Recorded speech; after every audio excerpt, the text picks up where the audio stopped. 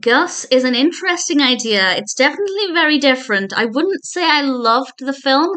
Part of it is because I don't care about football or soccer, but also part of it is because it's just a little bit slow. But there are some really good scenes in it. Basically, any scene with the mule. This is a Disney film from 1976. It's directed by Vincent McEveety and written by Arthur Alsberg, Don Nelson, and Ted Key. And it stars, among others, Ed Asner, Don Knotts, Gary Grimes, and of course we have Gus the Mule. And this is about a mule who ends up playing soccer. This team is not doing very well in the NFL, and they decide to bring in this mule who has become famous because of its ability to kick a football.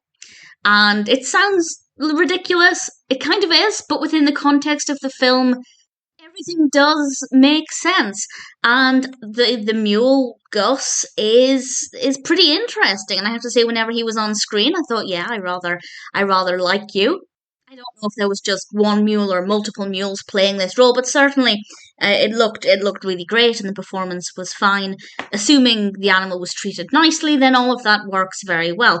And then we have the rest of the characters, and they're fine. The humans in this are absolutely fine. No problems for any of the character development. I didn't dislike any of the characters. The performances are all really good as well, but absolutely upstaged by the mule. The narrative, I think, was slow at times, but also I don't care about football. So I will admit that largely I didn't love it because of the football aspect, but also the narrative could have been quickened up a little bit. The whole thing is about an hour and a half. I feel like we could have removed 20 minutes here and there to tidy it up just a little bit and keep things going at a more steady pace. If you like NFL, then I think you'll probably have a stronger interest in it than I did.